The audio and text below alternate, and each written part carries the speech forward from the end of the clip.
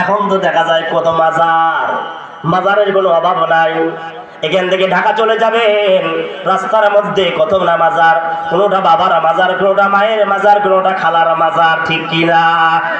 আছে না ভাই?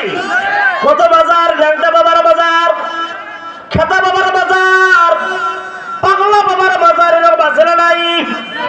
কিন্তু নিজের বাবার কবরটা বাড়ির পাশে, কোনোদিন বাবার কবরটাও তিনি পরিষ্কার করে না, এরকম আছে না নাই? কিন্তু বোকার দল, বুঝতে হবে তোমার বাবা তোমার মা ছাড়া তুমি পৃথিবীতে আসতে পারতে না। তোমার বাবা যদি তোমার জন্য দোয়া করে, রব্বি রহমহুমা কামা রাব্বায়ানি সগীরা, যেমন ইব্রাহিম আলাইহিস সালাম দোয়া করেছিলেন। কি দোয়া করেছিলেন? রব্বি জাআলনি মুকিমাস সালাতি ওয়া মিন যুররিয়্যাতি রব্বানা ওয়া তাকাব্বাল দুআ। আল্লাহ আমাকে তুমি জ্ঞান দান করো, আল্লাহ আমাকে মাফ করো, আমার সন্তানদেরকে মাফ করো, আল্লাহ আমার সন্তানদেরকে ইলমে দান, জ্ঞান দান করো। কে বলেছিলেন? ইব্রাহিম আলাইহিস সালাম বলেছিলেন। আল্লাহ সেটা কবুল করে নিয়েছেন, নেন নাই? কবুল করে নিয়েছেন। আর কোন বাবা যদি সন্তানের জন্য দোয়া করে, আল্লাহ আমার এই সন্তানকে আপনি মাফ করে দেন, আমার সন্তানকে আলেম বানিয়ে দেন, সঙ্গে সঙ্গে দোয়াটা কবুল করে নেয় কি? আল্লাহ তাবারক তাআলা সঙ্গে সঙ্গে কবুল করে নেয়।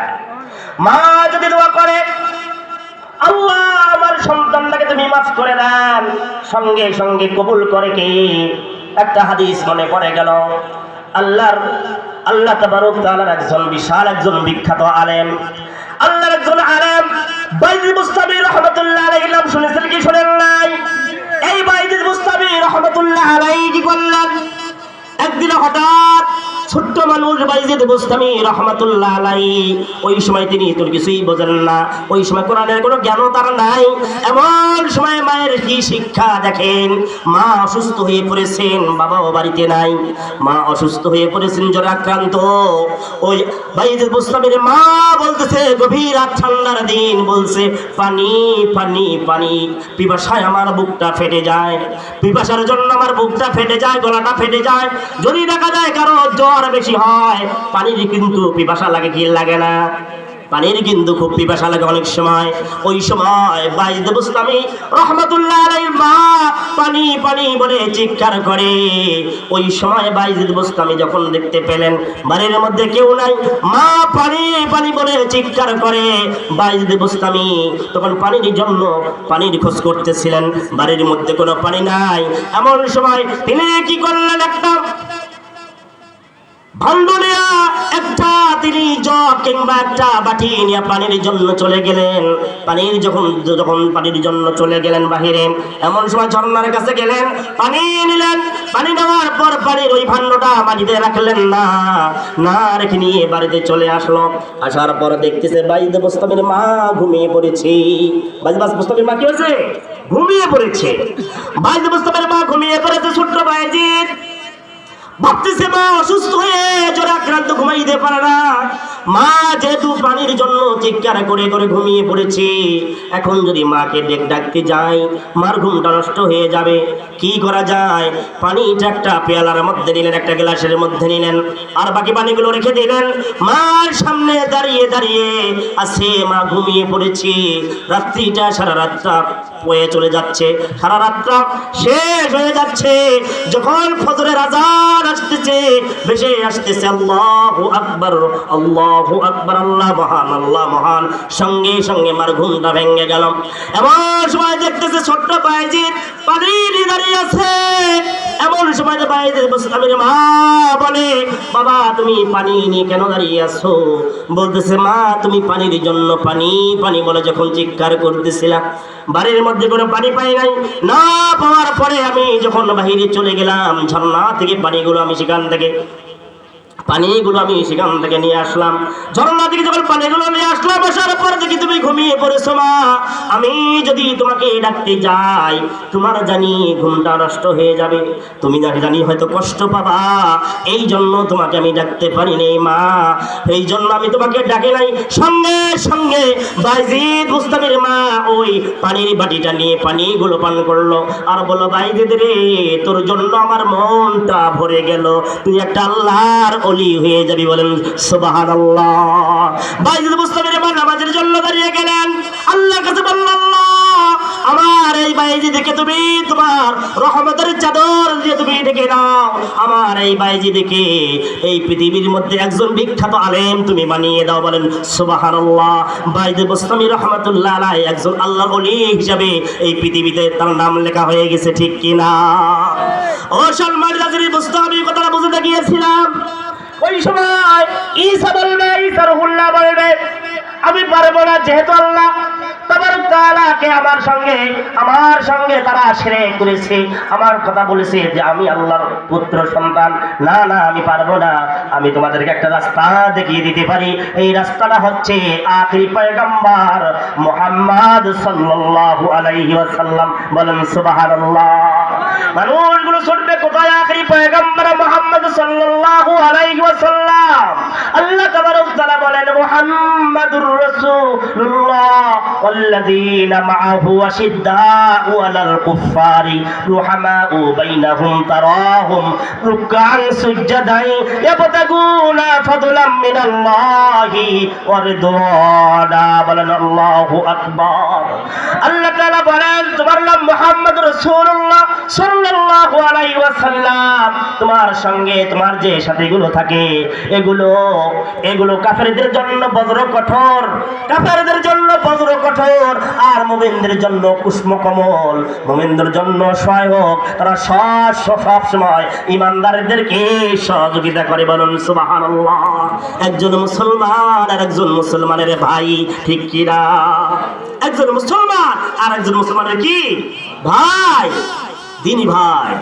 তাহলে বুঝতে হবে আল্লাহর হাবিব রাসূল পাক সাল্লাল্লাহু আলাইহি ওয়াসাল্লাম কে আল্লাহ বলল তুমি মুহাম্মাদুর রাসূলুল্লাহ ওয়াল্লাযীনা মাআহু আশিদ্দাউ আলাল কুফফারি রুহামাউ বাইনাহুম তারাহুম রুকআন সুজদান ইয়াবতাগুনা ফাদলাম মিনাল্লাহি ওয়া রিদওয়ানা। যারা আল্লাহর কাজগুলো করবে, আল্লাহর হুকুমগুলো মানবে, তারা রিদওয়ানা, আমার জান্নাতে সর্বশ্রেষ্ঠ জান্নাতের নাম রিদওয়ান। এই জান্নাতুল রিদওয়ান, জান্নাতে চলে যাবে। ওই জান্নাতে গিয়ে তারা আল্লাহ তাবারক তাআলা নাজ নিয়ামতগুলো ভক্ষণ করবে। কথাটা কার? আল্লাহ তাবারক তাআলা বলেন সালামুন আলাইকুম তুবতুম ফাদখুলুহা খালিদিন। সালামের সেই জান্নাতে দাখিল করা হবে। তারা যখন জান্নাতের সার্টিফিকেট পাবে, আল্লাহ তাবারক তাআলা তাদেরকে সার্টিফিকেট দিবেন, যাও জান্নাতে চলে যাও। এমন সময় যারা জান্নাতি হবে, এই জান্নাতিগুলো বলবে আল্লাহ আমরা এখনই তো জান্নাতে যেতে পারি না। বলবে কি জন্য জান্নাতে যাবে না বলো? তারা বলবে আল্লাহ আমার মা যদি তার পেটে আমাকে ধারণ না করতো তাহলে আমি পৃথিবীতে আসতে পারতাম না। আমার বাবা যদি ছোট থেকে আমাকে লালন পালন না করতো তাহলে আমি আজকে আলেম হতে পারতাম না, আজকে জান্নাতে হতে পারতাম না। এই জন্য আমার বাবা আর মাকে ছাড়া আমি জান্নাতে যাইতে পারি না। সেই জন্য আল্লাহ তাবারক তাআলা বলেন আমি জান্নাতের বিনিময়ে ওই মানুষগুলো জান এবং মাল ক্রয় করেছি। আল্লাহ তাবারক তাআলা বলেন সূরা তাওবার 111 নম্বর আয়াতে আল্লাহ তাবারক তাআলা বলে দিয়েছেন ইন্নাল্লাহা আশতারা মিনাল মুমিনিনা আমওয়ালাহুম ওয়া আনফুসাহুম বিআন্না লাহুমুল জান্নাহ ইউকাতিলুনা ফি সাবিলিল্লাহি ফায়াকতুলুনা ওয়া ইউকতালুন। কথাটা কার? আল্লাহ তাবারক তাআলা বলেন ইন্নাল্লাহা আশতারা, নিশ্চয় আল্লাহ তাবারক তাআলা বলেন নিশ্চয় জান্নাতের বিনিময়ে যারা ঈমান এনেছো আল্লাহ তাবারক তাআলার উপর, ঈমান যারা এনেছো রাসূলের উপর, ঈমান যারা এনেছো এই মালায়েকা মানে ফেরেশতাদের উপর, ও কিতাবের উপর যারা ঈমান এনেছো তাদেরকে বলতে চাই ও ঈমানদারেরা তোমাদেরকে আমি বলে দিতে চাই তোমাদের জান এবং মাল আমি ক্রয় করেছি শুধুমাত্র জান্নাতের বিনিময়ে। বলেন সুবহানাল্লাহ। যারা ঈমানদার তারা সব কিছু আল্লাহর রাস্তায় ছেড়ে দেয়, ঠিক কিনা? আল্লাহর নবী রাসূল পাক সাল্লাল্লাহু আলাইহি সাল্লামের স্ত্রী খাদিজা রাদিয়াল্লাহু তাআলা আনহা কি নাম ছিল? নবীর স্ত্রীর নাম কি ছিল? প্রথম স্ত্রীর নাম কি ছিল? খাদিজা রাদিয়াল্লাহু তাআলা আনহা। যখন তিনি ইসলাম গ্রহণ করেন নাই তার শুধু স্বর্ণই ছিল মাত্র কমপক্ষে প্রায় 40 মণ। কয় মণ? 40 মণ স্বর্ণ ছিল। খাদিজা রাদিয়াল্লাহু তাআলা আনহার আল্লাহর নবী রাসূল পাক সাল্লাল্লাহু আলাইহি ওয়াসাল্লাম বলে দিয়েছেন, ও খাদিজা, আমাকে যদি বিবাহ করতে চাও তাহলে তোমার ওই 40 মণ স্বর্ণ আল্লাহর রাস্তায় ব্যয় করে দিতে হবে। আল্লাহ যেহেতু বলেছে ইন্নাল্লাহা আশতারা মিনাল মুমিনিনা আনফুসাহুম ওয়া আমওয়ালাহুম বিআন্না লাহুমুল জান্নাহ ইকাতিলুনা ফি সাবিলিল্লাহি ফায়াকতুলুনা ওয়া ইউকতালুন।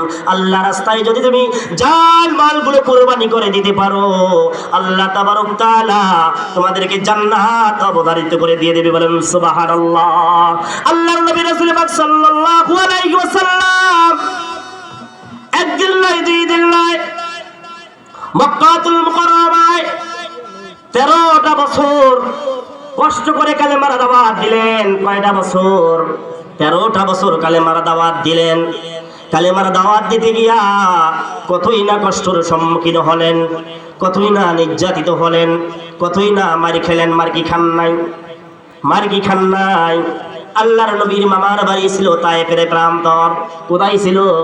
তায়েফের প্রান্তরে তার মামার বাড়ি, নানার বাড়ি।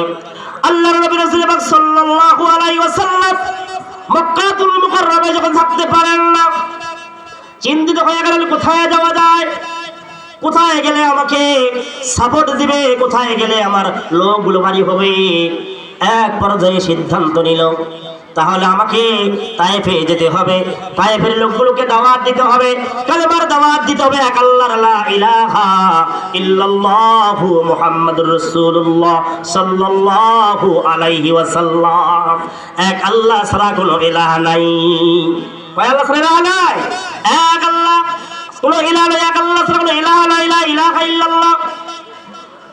এক আল্লাহ ছাড়া কোনো ইলাহ নাই, এক আল্লাহ ছাড়া কোনো মাবুদ নাই। আর সাক্ষ্য দেই মুহাম্মদ সাল্লাল্লাহু আলাইহি ওয়াসাল্লাম আল্লাহর বান্দা এবং রাসূল, আল্লাহর বান্দা এবং রাসূল। সাক্ষ্য দেই। আল্লাহর নবী বলল, আল্লাহর নবী যখন কালেমার দাওয়াত দিল লা ইলাহা ইল্লাল্লাহু মুহাম্মাদুর রাসূলুল্লাহ সাল্লাল্লাহু আলাইহি ওয়াসাল্লাম, এই কালেমার দাওয়াত দেওয়ার জন্য তিনি তায়েফের প্রান্তরে চলে গেলেন। তায়েফের প্রান্তরে গিয়া কালেমার দাওয়াত যখন দিল, এমন সময় তায়েফের লোকেরা বলল, পাগল, এই আব্দুল্লাহর ছেলে মুহাম্মদ নিজে পাগল হয়েছে। এইভাবে তারা ছোট্ট ছোট্ট মাসুমগুলোকে লাগিয়ে দিল, যাও তাকে তোমরা কি করো, তাকে তোমরা বেইজ্জতি করো, মারো, তোমরা বেইজ্জতি করো। এক পর্যায়ে তায়েফের লোকেরা আল্লাহর নবীকে পাথর মারা শুরু করলো। পাথর মারা যখন শুরু করলো, আল্লাহর নবীর মাথায় লাগে পাথর, শরীর অসংখ্য পাথর লাগে। আল্লাহর নবীর পাথরের ওই আঘাতগুলো খেয়ে আল্লাহর নবী বলে, ও তায়েফের লোকেরা, আমাকে তোমরা চিনতে পারো নাই, আমি আল্লাহর নবী, আমি আল্লাহর রাসূল। একবার নয়, দুইবার নয়, আমাদের নবী সেখানে 3 বার বেহুশ হয়ে যায়। কয়বার? যারা হজে গিয়েছিলেন, তারা সেখানে দেখেছেন, তারপরে প্রান্তরে গিয়েছিলেন যারা, একবার নয়, দুইবার নয়, 3 বার সেখানে আল্লাহর নবীর বেহুশ হয়ে যায়। আল্লাহর নবী বেহুশ হয়ে যায়। আল্লাহর নবীকে যখন তার সঙ্গে ছিল যায়েদ ইবনে হারেসা, তার পালিত সন্তান যায়েদ ইবনে হারেসা, এই যায়েদ ইবনে হারেসা এসে বলে, ইয়া রাসূলুল্লাহ, ইয়া হাবিবাল্লাহ, আপনি কোনো চিন্তিত হবেন না, আপনার পাশে আমি আছি। কেউ যদি মারে আগে আমাকে যেন মারে, তারপর যেন আপনাকে আঘাত করি। তায়েফের লোকগুলোকে বলে, ও তায়েফের লোকেরা, তোমরা কি জানো না, কাল কিয়ামতের দিন সব নবীদের সরদার যিনি হবেন, আখিরি পয়গম্বর মুহাম্মদ সাল্লাল্লাহু আলাইহি ওয়াসাল্লাম, বিশ্ব নবী, আখিরি পয়গম্বর মুহাম্মদ সাল্লাল্লাহু আলাইহি ওয়াসাল্লাম, তাকে তোমরা চিনতে পারো নাই। সেই নবীকে একবার নয়, দুইবার নয়, অসংখ্যবার তারা আঘাত করলো। আমাদের নবী সেখানে বেহুশ হলো, একবার নয়, দুইবার নয়, 3 বার বেহুশ হলো। তবুও তিনি বলেন নাই। তায়েফের লোকগুলো যখন শেষ হয়ে যায়, তিনি বলে, আল্লাহ তাদেরকে জ্ঞান দান করো, আল্লাহ তাদেরকে বোঝার জন্য তৌফিক দান করো, তারা যেন বুঝতে পারে আমি আখিরি পয়গম্বর মুহাম্মদ সাল্লাল্লাহু আলাইহি ওয়াসাল্লাম। বলেন সুবহানাল্লাহ। আল্লাহর বান্দা, তাহলে বুঝতে হবে কালেমার দাওয়াত দিতে গিয়ে আল্লাহর নবী কত কষ্ট করলেন। নিজে খেলেন না, মানুষদেরকে খাওয়ালেন, মানুষদেরকে সহযোগিতা করলেন, মানুষদেরকে সেবা করলেন, সহযোগিতা করলেন। এখন দেখা যায় এক ভাই যদি ভালো চলে আর এক ভাই যদি খারাপ চলে, কিভাবে ওই ভাইটার আরো খারাপ করা যায়, এরকম আছে না নাই? এই শাহবাজে নাই, অন্য জায়গায় আছে। চাচারা যদি ভালো চলে, ভাতিজার জমিগুলো কিভাবে কিনে নেওয়া যায়, এটা আরো চাই, চাই কি চায় না? ও যেন আমার বাড়িতে কৃষণ দেয়, এটা চায় কি চায় না? এটা চাই। কিন্তু না, একজন ইমানদারের কর্তব্য, আমি খাই, আমার আছে, আমার বাড়ির পাশে আমার ভাতিজা না খেয়ে থাকে, তাকে খিলাতে হবে, কি ঠিক কিনা? তাকে সহযোগিতা করতে হবে, এটা আল্লাহর বিধান, এটা আল্লাহর হুকুম। নিজেই খাবে, মানুষদেরকে সহযোগিতা করবে। আল্লাহ সেই জন্য বলেছে, ওয়াকিমুস সালাতা ওয়া আতুজ যাকাতা ওয়ারকাউ মা'র রাকিঈন, তোমরা সালাত আদায় করবে, তোমরা যাকাত প্রদান করবা। দেখা যায় টাকার কোনো অভাব নাই, বাড়ির কোনো অভাব নাই, ধন সম্পদের অভাব নাই। বলো, যদি বলা হয় যাকাত কি দিয়েছেন চাচা, তাহলে যাকাত আবার কি বাবা? আসলে এরকম যাকাত আবার কি বাবা? যাকাত কি? আরে বেটা, যাকাত কি? তোর ধন সম্পদের যাকাত দিতে হবে, এটা ফরজ। নামাজ যেমন ফরজ, যাকাত দেওয়াও ফরজ। যদি বলা হয় চাচা, ও চাচা, তোমার মেয়ে পর্দার বাহিরে বেড়ায়, চাচা আপনি কি কিছুই বলেন না? তা তোর কি হয়েছে? আমার মেয়ে বেড়া, তোর কি হয়েছে? কি এরকম আসলে নাই? আমার মেয়ে যেমন বেড়ায় বেড়াও। আরে বুঝতে হবে, কাল কিয়ামতের দিন ওই সন্তানের জন্য, ওই মেয়ের জন্য, ওই স্ত্রীর জন্য আপনাকে জাহান্নামে যেতে হবে। আল্লাহর নবী রাসূল পাক সাল্লাল্লাহু আলাইহি ওয়াসাল্লাম বলেছেন, অকট আপাদ মস্তক ঢাকিবার বস্তু, নারীরা থাকবে সব সময় পর্দার ভেতর। এটা আল্লাহর বিধান। এটা কার বিধান? নারীরা সব সময় থাকে পর্দার ভেতর। নারীরা দামি। নারীরা কি? নারীরা হবে দামি। নারীর এই দামি জিনিস যদি বাহিরে চলে যায়, তারা যেমন মান থাকবে না, সেই আল্লাহর নবী বলেছে এরা হবে দামি। এই দামি জিনিসকে সবসময় পর্দার ভেতরে রাখতে হবে। যখন পর্দার বাহিরে চলে যাবে, শয়তান তাদের পেছনে উকি ঝুঁকি মারবে, এটাই স্বাভাবিক, ঠিক কিনা? মেয়েগুলো যখন পর্দা ছাড়া ছোট ছোট জামা পরে, পরার পর যখন বাহিরে চলে যায়, যুবক ছেলেরা তাদের দিকে দেখে বারবার দেখে আর বলে, আহ কত সুন্দর রে, এইরকম বলে কি বলে না? বুঝতে হবে ওই যুবকের কোনো দোষ নাই, দোষটা হবে ওই মেয়ের। কারণ তুমি যদি পর্দার মধ্যে থাকতা, পর্দা করে যদি বাহিরে যেতা, তাহলে তোমাকে চিনতে পারতো না, তোমাকে দেখে সেলিউট দিত, সালাম দিত, বলতো মা আসসালামু আলাইকুম, মা কেমন আছেন, ঠিক কিনা? আসসালামু আলাইকুম খালা, কেমন আছেন, এইভাবে বলতো। আপনার কারণে আপনার মান কমে যাচ্ছে, আপনার কারণে আপনার সম্মান কমে যাচ্ছে। এই সম্মান কমার কারণে আপনাকে জাহান্নামে যেতে হবে, ঠিক কিনা?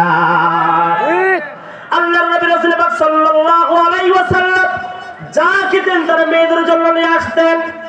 আল্লাহর নবী যা বাহিরে খেতেন মেয়েদের জন্য নিয়ে আসতেন।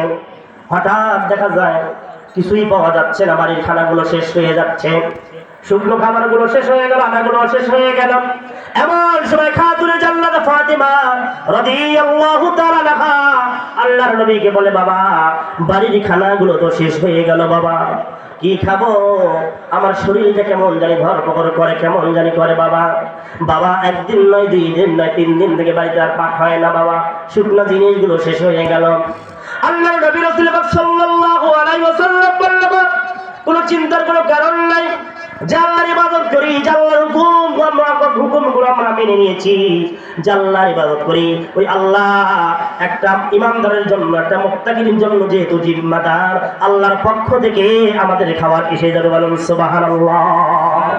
তাহলে বুঝতে হবে, কোন ব্যক্তি যখন নামাজি বলা হয়ে যায়, আল্লাহ বলা হয়ে যায়, কোরআন পড়ে বলা হয়ে যায়, এই ব্যক্তির জন্য জিম্মাদার কে? জিম্মাদার হচ্ছে আল্লাহ। ইমানদারের জন্য ভয় নাই, কোনো টেনশন নাই, কি খাবো রাতের বেলা, এই টেনশন আপনার করার কোনো দরকার নাই। একটা পাখি যখন সারাদিন সব জায়গায় ঘুরে ফিরে আসে, আসার পর যা পায় খেয়ে নেয়, রাতের বেলায় বাসা থেকে বসে যায়, শুয়ে যায়, তারপর সকালে যখন ফজরের আযান হয়ে যায় আবার বের হয়ে চলে যায়। খাওয়ার কি কোনো অভাব আছে নাকি? আল্লাহ তার ব্যবস্থা করে দেয়। তাহলে বুঝতে হবে, একটা ইমানদারের জন্য তার আল্লাহ যথেষ্ট, বলেন সুবহানাল্লাহ। কে যথেষ্ট? আল্লাহ যথেষ্ট। সেই জন্য সেই মন মানসিকতা তৈরি করতে হবে, সেই ইমান নিয়ে আসতে হবে। আমাদের ইমান দুর্বল হয়েছে, সেই জন্য বেশি বেশি করে ইস্তেগফার পাঠ করতে হবে, বেশি বেশি করে দরুদ পাঠ করতে হবে, দরুদ শরীফ পড়তে হবে। যে ব্যক্তিটা সারাদিন 100 বার দরুদ শরীফ পাঠ করে, ওই ব্যক্তিটার জন্য তার ওই শরীরটা জান্নাতি শরীর হয়ে যায়। বলেন সুবহানাল্লাহ। কি হয়ে যায়? জান্নাতি শরীর হয়ে যায়। কোন ব্যক্তি যদি কোনদিন 100 বার, প্রতিদিন 100 বার করে দরুদ শরীফ পাঠ করে, ওই ব্যক্তিটা মারা গেলেও তার শহীদের দরজা পেয়ে যাবে। বলেন সুবহানাল্লাহ। শহীদের দরজা পেয়ে যাবে। তাহলে উস্তাদ আল্লাহ পাক বলেন, ইন্নাল্লাহ আশতারা মিনাল মুমিনিনা আনফুসাহুম ওয়া আমওয়ালাহুম বিআন্না লাহুমুল জান্নাহ। আমি আল্লাহ নিশ্চয় কি করেছি, নিশ্চয় আমি আমার জান্নাতের বিনিময়ে তোমাদের জান মালগুলো ক্রয় করেছি। আল্লাহর হাবিব চাইলে বড়লোক হয়ে যেতে পারতেন কি পারতেন না? আল্লাহর হাবিব ইচ্ছা করলেই কিন্তু টাকার কোনো অভাব থাকতো না, স্বর্ণের কোনো অভাব থাকতো না। আল্লাহর নবীকে বলেছিল, ইয়া রাসূলুল্লাহ, ইয়া হাবিব আল্লাহ, আপনি একটা বারের জন্য বলেন, এই উহুদ পরিমাণ সমতুল্য স্বর্ণ আপনাকে দিয়ে ভরে দেওয়া হবে। আল্লাহর নবী বলেছিলেন, না না, আমার স্বর্ণের কোনো দরকার নাই, টাকা পয়সার দরকার নাই, আমার একটাই দরকার, সেটা হচ্ছে আমার আল্লাহ তাবারক তাআলা আমাকে যেন সঠিকভাবে পরিচালিত করে, এটাই আমি চাই। বলেন সুবহানাল্লাহ। তাহলে কিছু তবে একটা মুমিনের জন্য আল্লাহর কাছে যাওয়া, আল্লাহ আমাদের ভিতর সুস্থ রাখে এবং সঠিকভাবে পরিচালিত করে, ইমানের হালতের জন্য পরিচালিত করে। ঠিক কি না?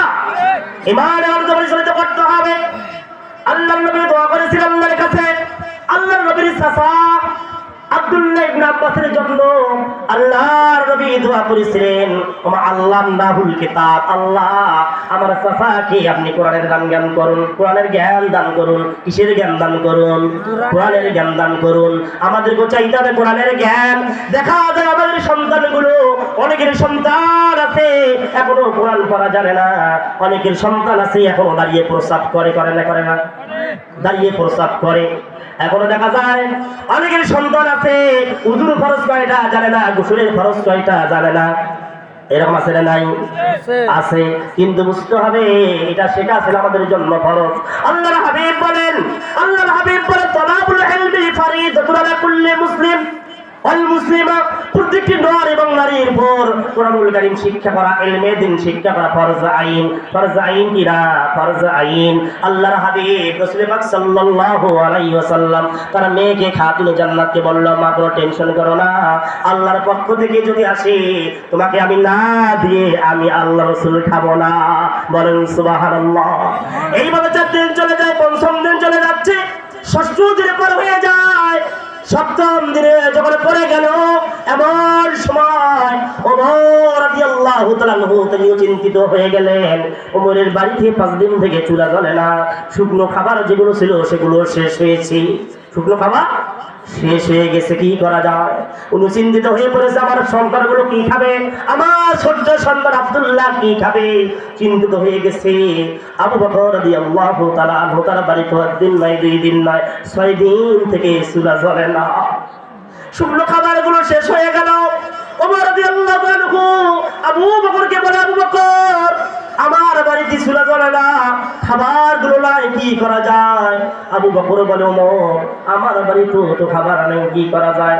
আজকে হয়তো বা আমরা বিশ্বনবীর বাড়িতে যাব, যাওয়ার পর মেহমানদারি করব, যা হয় আল্লাহর রাস্তায় যা হয় হবে। এই কথা বলার পর তারা মসজিদুল নববীর মধ্যে চলে গেলেন।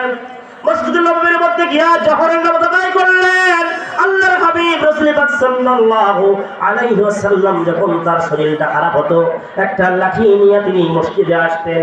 শরীর যদি অসুস্থ হয়ে পড়তেন তাহলে লাঠি নিয়ে আসতেন, এটাও সুন্নাহ। কেউ যদি অসুস্থ হয়ে যায় লাঠি নিয়ে মসজিদে যাওয়া, এটাও সুন্নাহ। এটাও কি? এটাও সুন্নাহ। মসজিদে যাইতে হবে আপনাকে।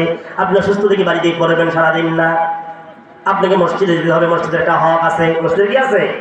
মসজিদে যেহেতু হক আছে, এইভাবে আল্লাহর নবী রাসূল পাক সাল্লাল্লাহু আলাইহি ওয়াসাল্লাম তিনিও লাঠি ভর দিয়া মসজিদুল নববীর মধ্যে চলে গেলেন। জোহরের নামাজ শেষ হয়ে চলে গেল, সমস্ত সাহাবারা বের হয়ে যায়, আবু বকর আর বের হয় না। সমস্ত সাহাবারা বের হয়ে চলে যায়, ওমর আর বের হয় না। আল্লাহর নবী রাসূল পাক সাল্লাল্লাহু আলাইহি ওয়াসাল্লাম ঘুরিয়ে বসলেন। বসার পর ওমরকে বলে, ওমর, কি বলতে চাও বলো? ওমর বলতেছি, ইয়া রাসূলুল্লাহ, ইয়া হাবিবাল্লাহ, আমার বাড়িতে একদিন নয়, 2 দিন নয়, 5 দিন থেকে আমার বাড়িতে চুলা জ্বলে না। আবু বকরকে বলে, আবু বকর কি বলতেছ বলো। আবু বকর বলতেছে, ইয়া রাসূলুল্লাহ, ইয়া হাবিবাল্লাহ, ইয়া সাইয়্যিদুল মুরসালিন, ইয়া খাতামান নাবিয়্যিন, ইয়া মুহাম্মদ রাসূলুল্লাহ সাল্লাল্লাহু আলাইহি ওয়াসাল্লাম, আমার বাড়িতে 6 দিন থেকে চুলা জ্বলে না। আমার সন্তানগুলো না খেয়ে আছে, কি করা যায়? আল্লাহর হাবিব রাসূলুল্লাহ সাল্লাল্লাহু আলাইহি ওয়াসাল্লাম বলে, ও আবু বকর, আমার বাড়িতেও 7 দিন থেকে চুলা জ্বলে না। তোমার কথাগুলো শুনি আমার মনটা কাঁদে, আমার খাওয়ার জন্য মনটা ছটফট করে। আমাদের আল্লাহ হয়তো এখনো তার দয়া হয় নাই।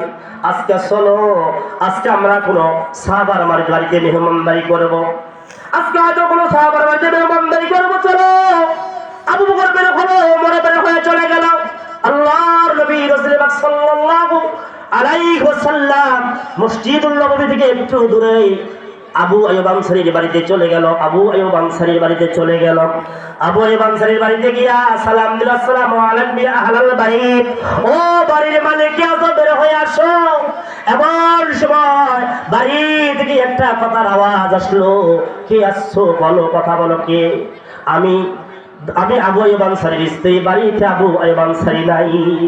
বলছে, আমরা আর কেউ নয়, আব্দুল্লাহর ছেলে মুহাম্মদ সাল্লাল্লাহু আলাইহি ওয়াসাল্লাম আর আমার সঙ্গে 2 জন সাহাবা, একজন আবু বকর আর একজন হচ্ছে ওমর রাদিয়াল্লাহু তাআলা আনহু। এই কথা শোনার পর সঙ্গে সঙ্গে বলল, ইয়া রাসূলুল্লাহ, ইয়া হাবিবাল্লাহ, আমার বাড়িতে আপনারা এসেছেন, আমি আমার মন থেকে শান্তি পেয়েছি, মন থেকে আমার মনটা ভরে গেছে, মন থেকে আমি খুশি হয়েছি, আমাদের বাড়িতে বসে যাও।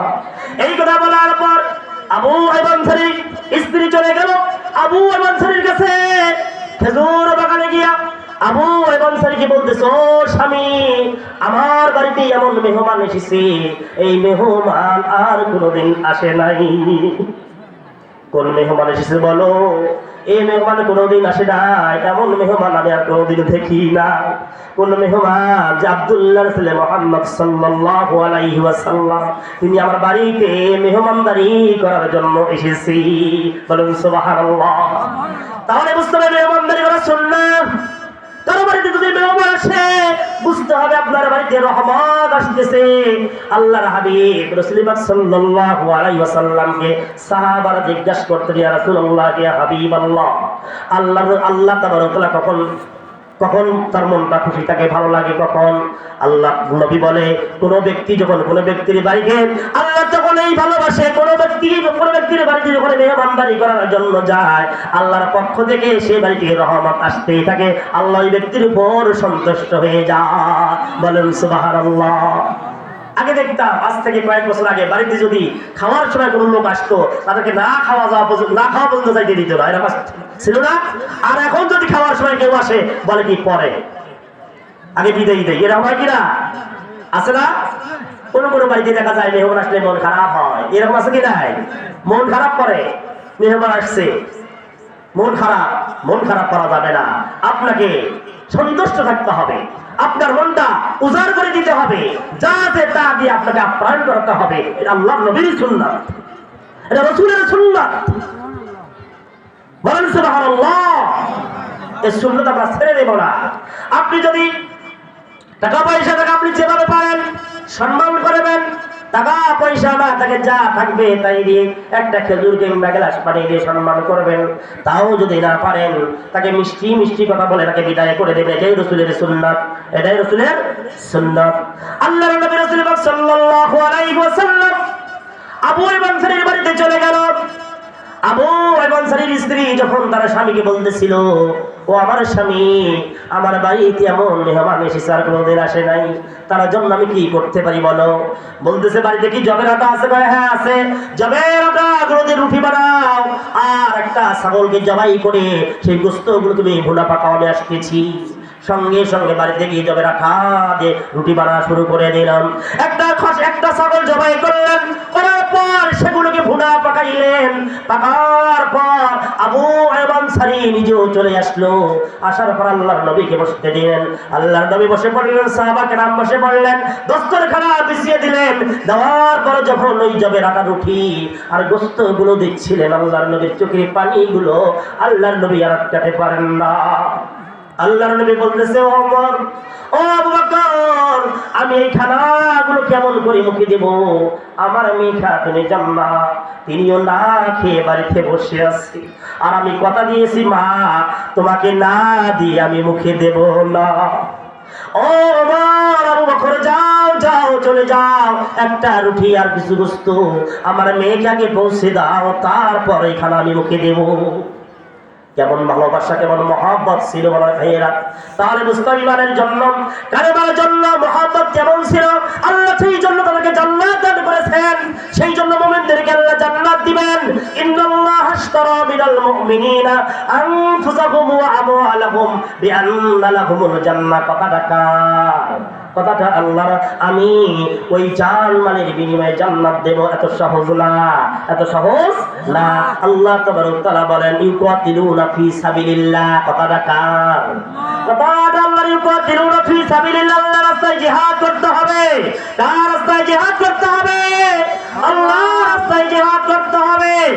এখন দেখা যায় আল্লাহ রাস্তায় জিহাদ যখনই বলা হয়, আল্লাহ রাস্তায় জিহাদ করা লাগবে, তখনই কয় মৌলবাদ জিহাদ করতে চায়, বলে না?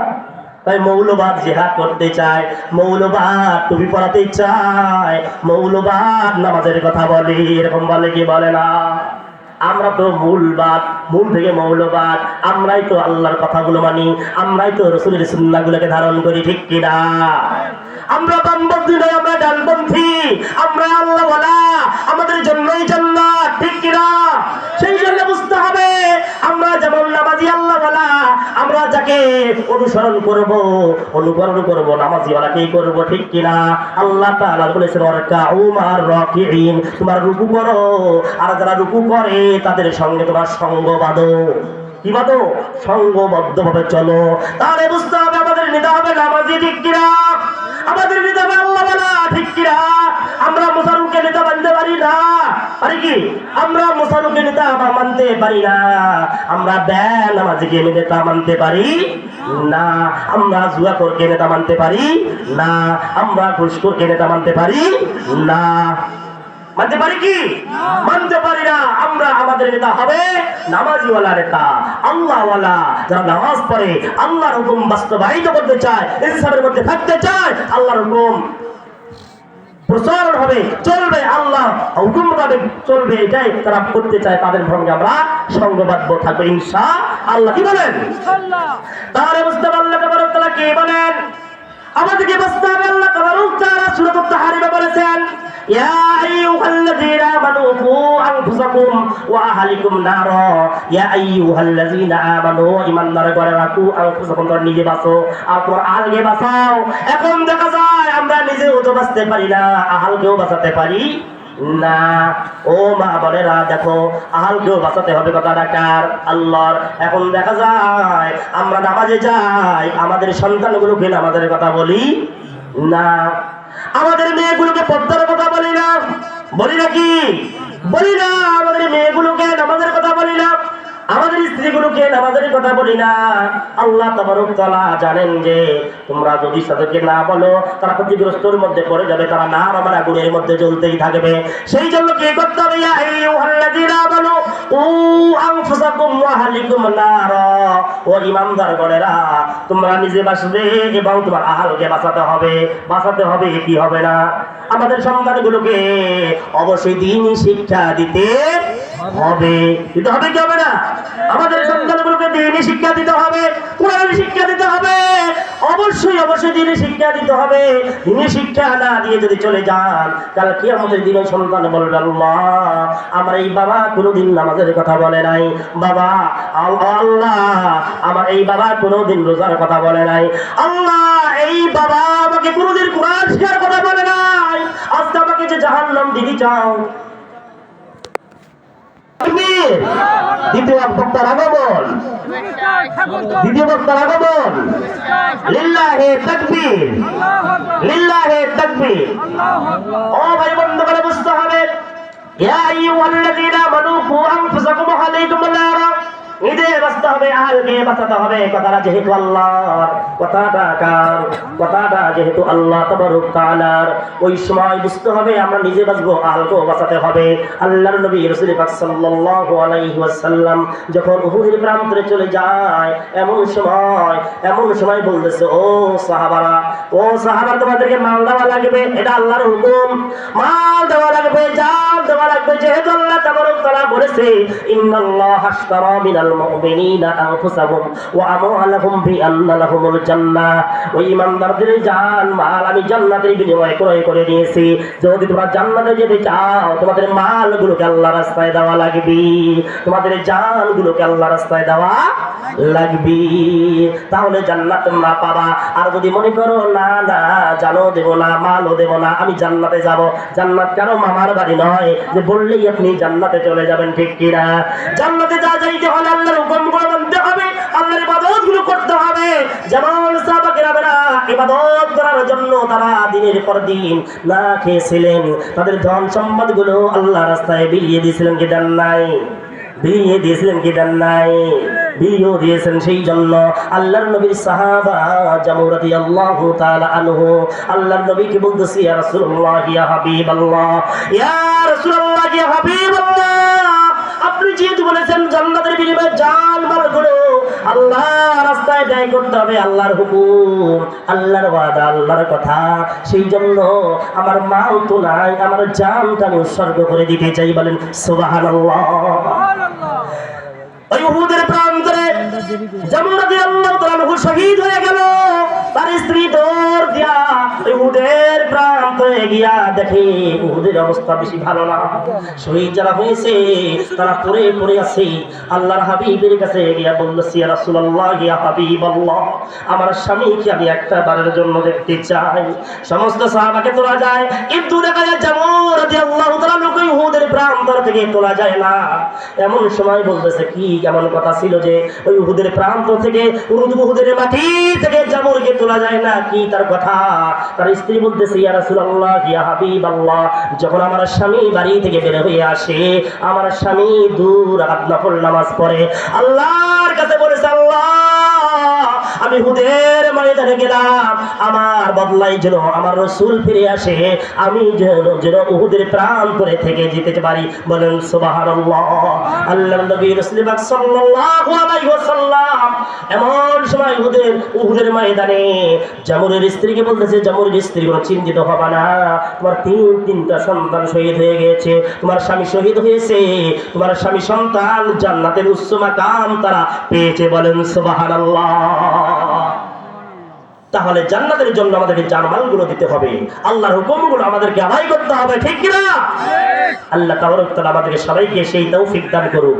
যেহেতু আমাদের দ্বিতীয় মেহমান এসে পড়েছেন, সময় লেট করা যায় না।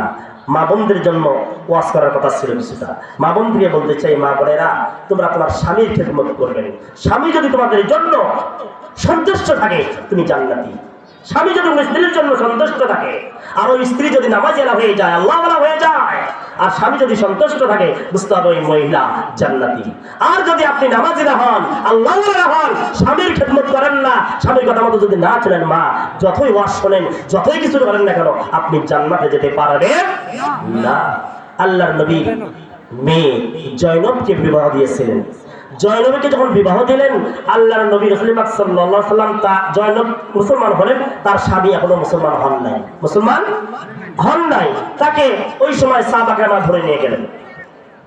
যখন ধরে নিয়ে গেলেন, আল্লাহর হাবিব